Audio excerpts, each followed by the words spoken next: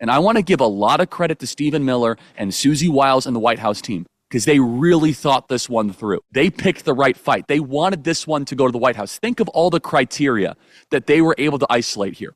Tren de Aragua. So every single one of these were people that were members of Tren de Aragua, which was mentioned and actually categorized even under Joe Biden as a foreign, operative word, a foreign terrorist organization from the Venezuelan government. That is number one.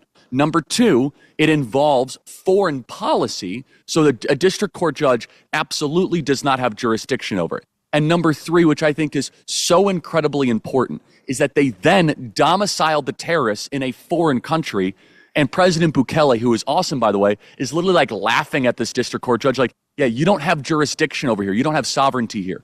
You see, typically, the left, they made a big mistake here. The ACLU made a huge mistake. They took the bait. They said, oh my goodness, the president is invoking a 200-year-old law. Well, time out. The Constitution is over 200 years old. So I don't know exactly what they're getting at here, but they took the bait. They rushed into court. They sued. They said, oh, these murderers and these rapists, we have to make sure that they stay in America. When in reality, they thought they were getting President Trump and his administration to stop what they were doing. The Trump administration likely, I'm saying this just as a gut instinct, I don't have this on first-person authority, but I know the players involved and how sophisticated they are. They likely wanted the ACLU to sue on this particular matter, to have this eventually appealed to the Supreme Court, and get a declarative final judgment. And this is the final point I want to make on this, Megyn, which is we talk frequently about how we finally have a southern border, right? Border crossings are down 95 to 99%. We're finally seeing it. One of the reasons why that's possible is because the first couple years of Trump 1 was spent in the courts actually putting Remain in Mexico through the courts and getting a declarative decision at the Supreme Court. Now, during Trump 2, we're going through the same legal ramifications of actually being able to deport foreign nationals from our land who are terrorists, the worst of the worst. So credit to the Trump White House team.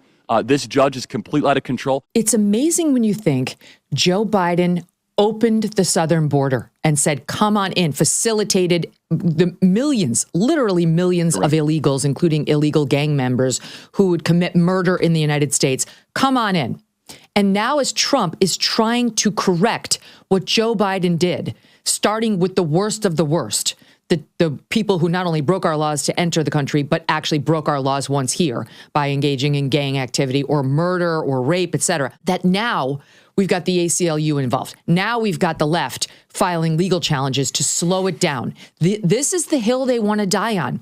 Don't deport Venezuelan gang members